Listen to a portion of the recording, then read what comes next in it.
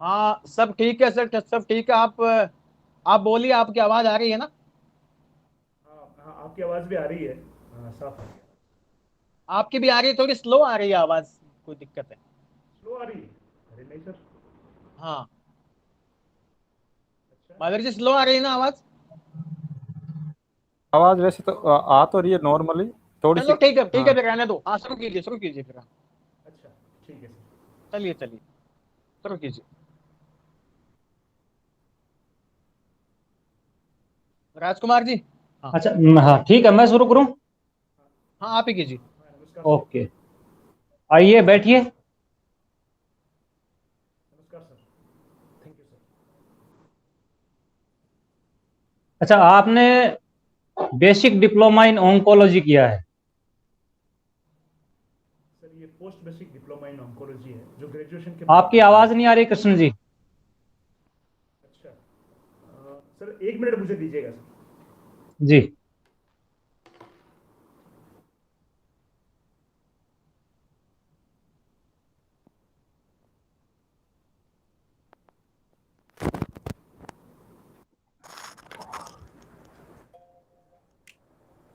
अब आ रही है सर आवाज़ मेरी? हाँ। हाँ, बोलो। अच्छा, तो आपने डिप्लोमा किया है ओंकोलॉजी में। सर मैंने post basic diploma in oncology nursing किया है सर। ये ग्रेजुएशन नर्सिंग के बाद में क्या करते हैं सर? अच्छा, वेरी गुड। तो अभी आप नर्स की पोस्ट पे हो। जी मैं नर्सिंग अधिकारी ग्रेड 2 के पोस्ट पर हूँ सर। अच्छा, कहाँ आपकी पोस्टिंग। मेरी पोस्टिंग पाली जिले में है सर। एक अच्छा, सीएससी कम्युनिटी ये हेल्थ सेंटर है, वहाँ पर पोस्टेड है। Very good. ये नर्स का क्या मतलब होता है। सर नर्स सिंपल ट्रांसलेशन तो जिसको हम हिंदी में परिचारिका कहते हैं, जो हेल्थ केयर से संबंधित केयर प्रोवाइड करती है। एक नर्सिंग अच्छा। प्रशिक्षण प्राप्त एक ऐसी एजेंट है जो बीमारियों से बचने के लिए, बीमारी में या बीमारी के रिहेबिलिटेशन के लिए हेल्थ केयर प्रोवाइड करती है, उसे हम नर्स कहते हैं। अच्छा, वेरी गुड। भारत में प्रति 1 लाख पर कितने नर्स उपलब्ध हैं और कितने होने चाहिए। सर 1 लाख पर की बजाय सर मैं 300 पर एक नर्स होनी चाहिए। 300 जनसंख्या पर एक नर्स होनी चाहिए, यानी 1000 की जनसंख्या पर 3 नर्स कम से कम होनी चाहिए सर। और एक अच्छा, लाख और अभी पर बात हमारे करें तो कम से स्ट्रक्चर कम में तीन क्या सौ है। नर्स होनी चाहिए सर। सर अभी 1441 जनसंख्या पर एक नर्स उपलब्ध है सर। अच्छा, वेरी गुड। अच्छा, आपने ओंकोलॉजी में किया है। ओंकोलॉजी का क्या मतलब होता है। जी सर। सर ऑन्कोलॉजी मेडिसिन की एक ऐसी ब्रांच है सर जिसमें कैंसर और कैंसर के ट्रीटमेंट और उसके डायग्नोसिस से संबंधित कार्य किया जाता है सर। अच्छा, भारत में सबसे ज्यादा पेशेंट कौन से राज्य में हैं कैंसर के। सर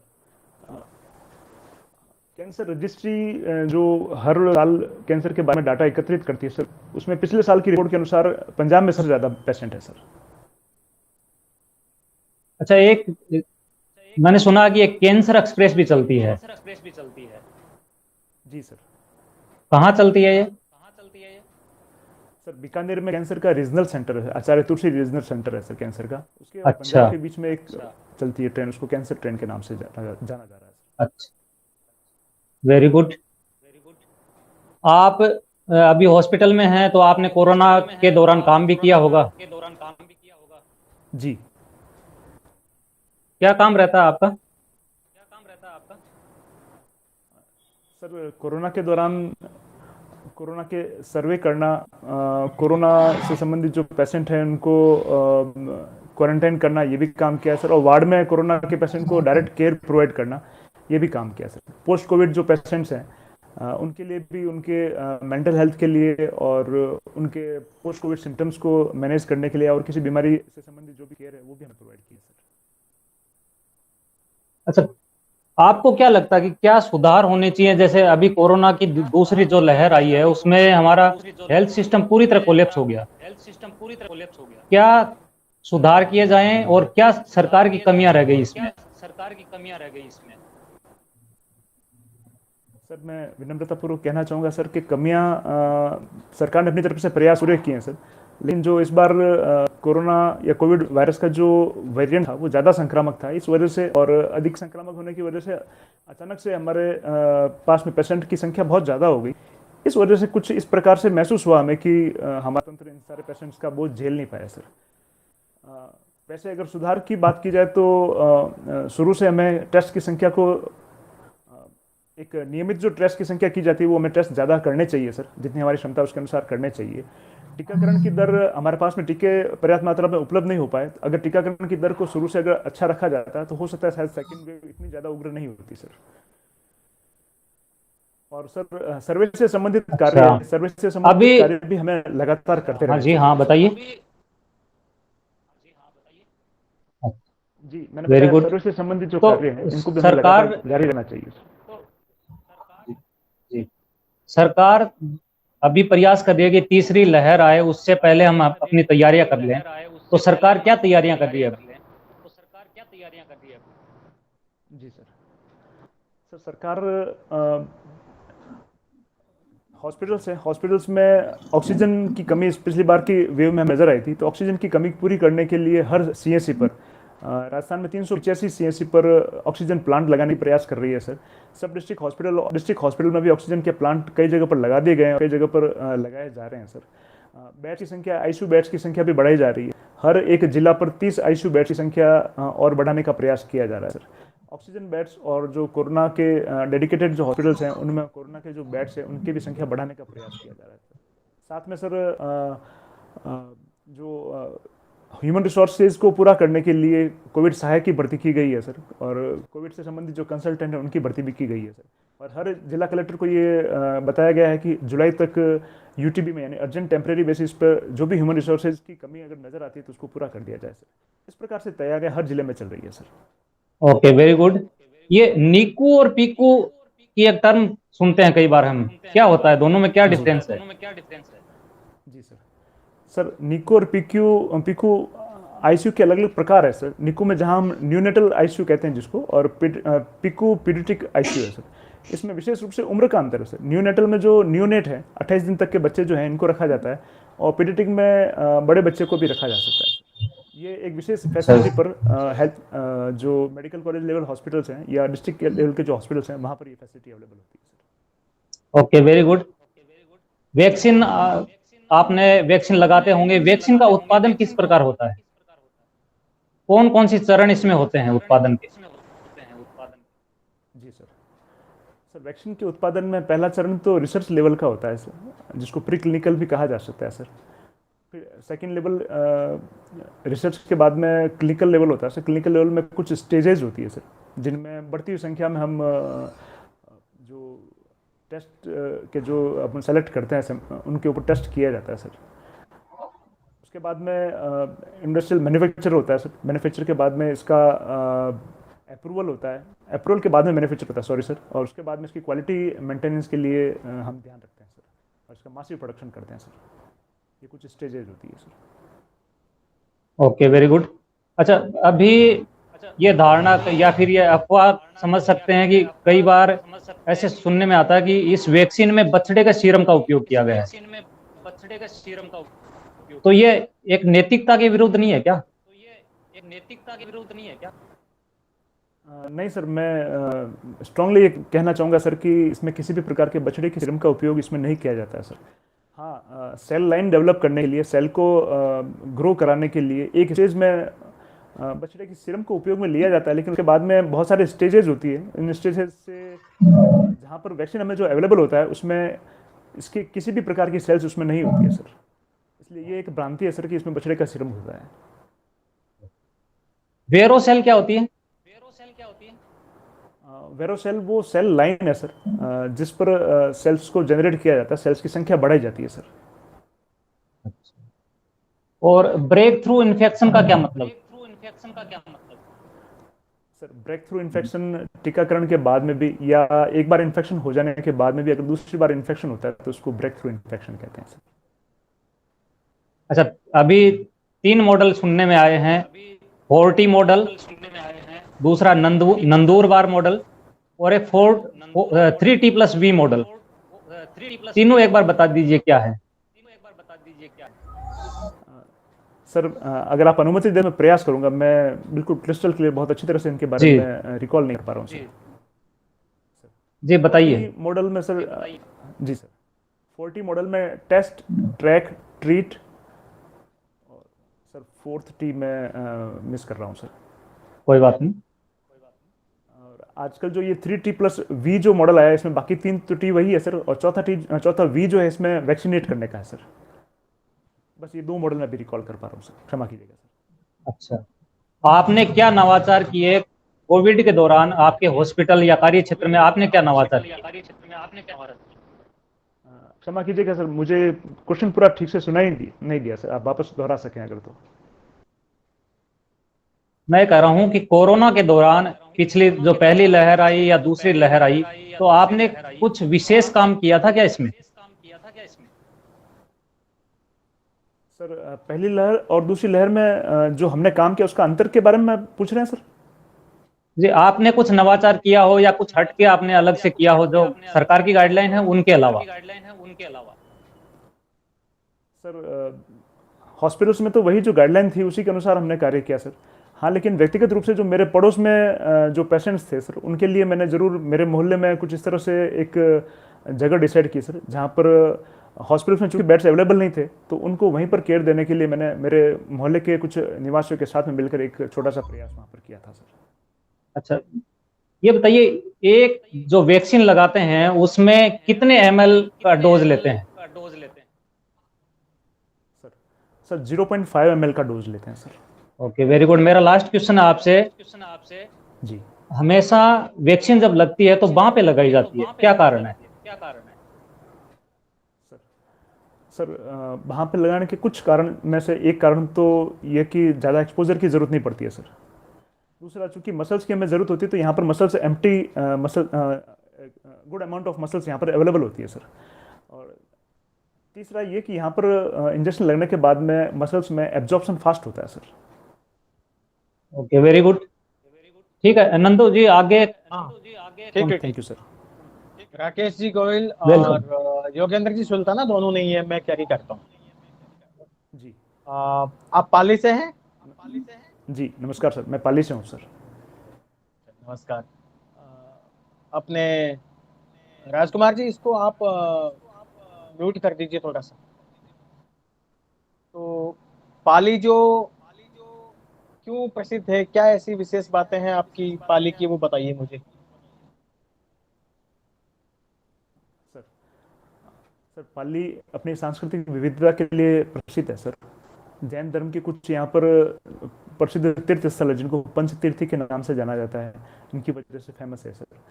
पाली मारवाड़ के जो राठौड़ साम्राज्य जो था सर उसमें पहली जो राजधानी थी वो पाली के पास में बिठू गांव थी सर। इसके अलावा सर यहाँ जो टेक्सटाइल उद्योग है और यहाँ की कुछ उपजों में जैसे मेहंदी है, ये भी इसके हमारे पूरे राज्य में पहचान का कारण है सर।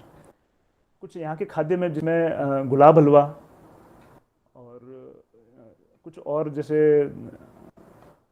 यहाँ के कुछ अरावली के बाली के जो तहसील है, बाली तहसील में कुछ आदिवासियों का जो यहाँ एक स्पेसिफिक एक एरिया है सर, आदिवासियों की वजह से भी हमारा पाली राजस्थान में फेमस है सर। ठीक है। जैसे आपने कहा कि राठौर वंश की स्थापना शुरुआत में यहीं से हुई थी, कौन थे स्थापना करने वाले? जी सर सर राव सिंह थे सर। उसके बाद वो कहाँ चले गए पाली से? सर पाली के बाद में मंडोर में अपनी राजधानी बनाई थी सर। अच्छा, चलिए। तो मंडोर पे अधिकार को लेकर पाली और मेवाड़ और मारवाड़ के बीच में संघर्ष भी हुआ था कभी? आपको जानकारी है इस ऐतिहासिक तथ्यों की? सर मैं क्वेश्चन पूरा सुन नहीं पाया सर।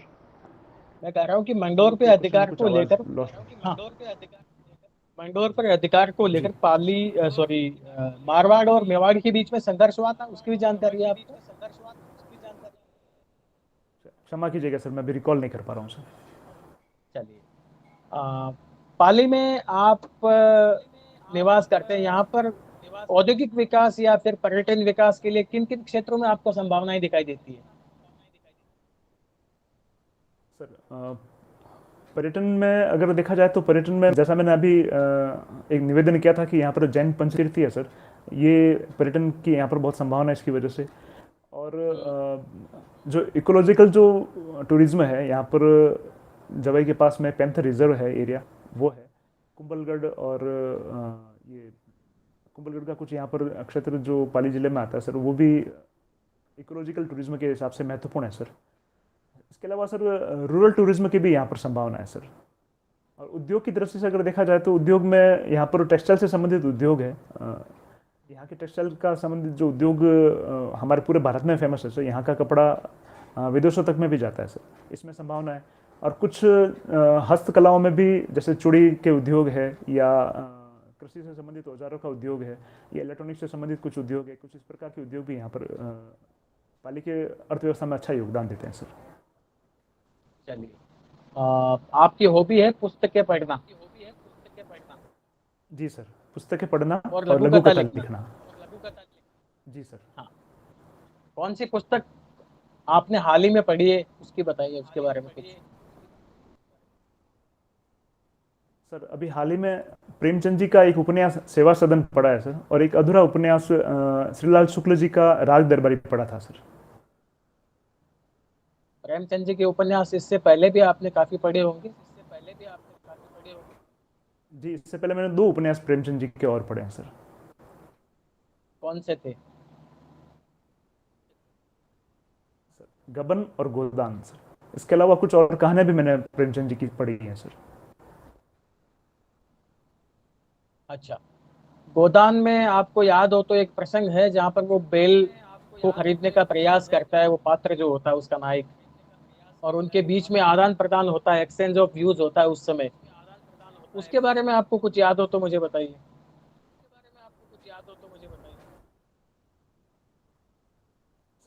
गाय गाय खरीदते हैं सर, बैल खरीदना ऐसा कोई उल्लेख मुझे बेल याद बेल नहीं हाँ, है सर। या क्षमा बेल, हाँ बेल का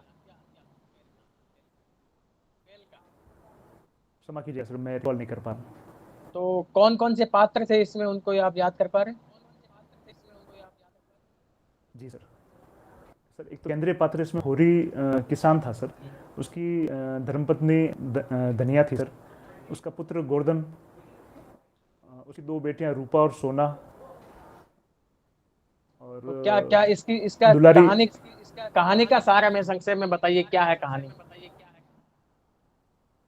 सर ये पूरी कहानी एक किसान के साथ में होने वाला जो वहाँ उस समय जो पटवारी और जो जमींदार मिलकर जो अत्याचार करते हैं, किस तरह से एक किसान एक मजदूर में तब्दील हो जाता है सर, ये उसके बारे में बताया सर।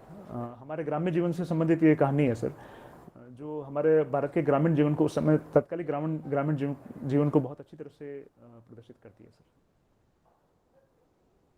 अच्छा, चलिए, और कौन से पसंदीदा आपके लेखक हैं, उनका नाम बताइए आप। जी सर। सर एक ब्राजीलियन ऑथर है सर, जो इंग्लिश में लिखा करते हैं, पॉल कोएल्हो, ये मुझे पसंद है सर, इनके कुछ उपन्यास मैंने पढ़े हैं सर। इसके अलावा सर श्रीलाल शुक्ल जी का ये जो मैंने उपन्यास पढ़े। जी सर। हिंदी में किसकी बुक्स आप पढ़ना पसंद करते हैं? जी सर, मैं निवेदन कर रहा हूँ, श्रीलाल जी शुक्ल के मैंने एक उपन्यास में ये जो पढ़ रहा था पूरा नहीं कर पाया, ये भी मुझे अच्छे लगे सर। अमृता प्रीतम जी को मैंने पढ़ा है सर, उनके उपन्यास भी मेरे को अच्छे लगे सर। अच्छा, तो फिर आपने महात्मा गांधी जी की जो लिखी हुई किताबें, या फिर विवेकानंद जी की लिखी हुई किताबें, इस प्रकार की बुक्स आप नहीं पढ़ते हैं? सर क्षमा कीजिएगा सर, ये पढ़ने का शौक मेरा कोई बहुत ज़्यादा पुराना नहीं है सर, तो मैंने पढ़ना शुरू किया, तो मैं कोशिश करूंगा सर इनको भी मैं यहाँ से जाने के बाद में ज़रूर पढ़ूंगा सर। अभी मैंने कुछ उपन्यास ही पढ़े हैं सर। आप मुझे हमारे जो भूतपूर्व राष्ट्रपति दिवंगत अब्दुल कलाम जी की लिखी हुई कोई बुक्स काफ़ी चर्चित रहती है, आप याद कर पा रहे हैं उनका नाम? सर एक किताब का नाम मैं याद कर पा रहा हूँ, विंग्स ऑन फायर। अच्छा, उनका एक बहुत ही चर्चित कथन है, जो प्रतियोगी परीक्षाओं के जो अभ्यर्थी हैं वो अक्सर उसको कहीं ना कहीं कोट करते हैं, वो क्या है? क्षमा कीजिएगा सर, मैं भी रिकॉल नहीं कर पा रहा हूँ। सपनों को लेकर उन्होंने कहा था कुछ। जी सर, मैं पूरा ये तो याद कर पा रहा हूँ कि सपनों को लेकर कहा था, लेकिन पूरा कथन याद नहीं कर पा रहा हूँ सर मैं। क्या कहा था उन्होंने, आप बताइए, अनुमान तो क्या आपको याद है? सर उन्होंने बताया कि सपने वो हैं जो हम सोते समय देखते हैं, वो सपने नहीं हैं। जो हम जगती आंखों से देखते हैं वो अपने सपने हैं। मैं लेकिन शब्द से अक्षर मैं याद नहीं कर पा रहा हूँ सर। चलिए, आप लघु कथा लिखते हैं? जी सर। कौन सी लघु कथा आपने हाल ही में लिखी है? सर एक अधृतराष्ट्र करके एक राइटर से मैंने एक लघु कथा थोड़े समय पहले लिखी थी सर। ये कौन है? अधृतराष्ट्र करके एक लघु कथा थी सर, सब्जेक्ट, और उसमें विषय एक पिता द्वारा अपने पुत्र की अपने पुत्र से जो एक गलती या एक महिला के साथ दुराचार हो जाता है उसके खिलाफ गवाही देना और पुत्र को सजा दिलाना से संबंधित एक कथानक की एक लघु कथा है सर। अच्छा, तो ये इस प्रकार की विषय वस्तु आपको कहाँ से प्रेरणा मिली कि इस विषय पर हमें लिखना चाहिए? सर लघु कथा लिखने की प्रेरणा समाचार पत्रों में जो लघु कथा है पढ़ते पढ़ते ही मुझे प्रेरणा मिली कि शायद ऐसा मैं भी कर ये सकता हूँ, मुझे भी ऐसा प्रयास करना चाहिए। ये पर्टिकुलर लघु कथा आपने जो लिखी है, इसकी आपको कहाँ से विचार आया, क्या वजह थी इसके पीछे? सर हमारे समाचार पत्र महिलाओं के साथ होने वाले दुराचारों से समाचारों में ऐसी घटनाएं अक्सर आती रहती है सर। तो वहाँ से मुझे एक खबर मुझे ऐसे भी पढ़ने आई थी सर, जिसमें पिता जो थे उसके चश्मदीद गवाह थे सर, और उन्होंने इस तरह से कुछ गवाही दी थी सर पुत्र के खिलाफ। उससे मैं प्रेरित होकर मैंने ये कहानी लिखी सर। अच्छा, चलिए, आप मुझे ये बताइए कि एक जो प्रशासक, एक लोक सेवक के रूप में आप अपनी हॉबी को कैसे देखते हैं कि ये हॉबी आपके लिए कहीं ना कहीं लोक सेवाओं में उपयोगी साबित हो सकती है? क्या इसका भी कोई महत्व है? जी सर, मैं समझता हूँ इसका मेरे चरित्र निर्माण और व्यक्तित्व निर्माण में बड़ा योगदान रहा सर।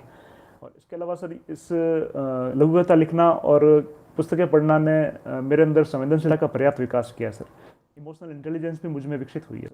इसके अलावा सर कई समस्याओं के एक से ज़्यादा सॉल्यूशन है वो एक समय में मैं सोच पाता हूँ, क्योंकि मैंने बहुत सारी घटनाओं को, बहुत सारे ऐसे जो घटनाओं को काल्पनिक रूप से पहले भी देख चुका होता हूँ। मुझे ऐसा महसूस होता है सर।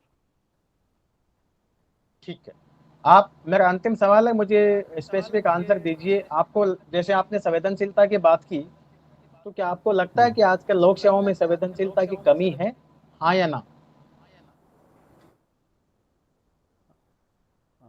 सर विशेष रूप से ऐसी कोई कमी नज़र नहीं आती सर मुझे।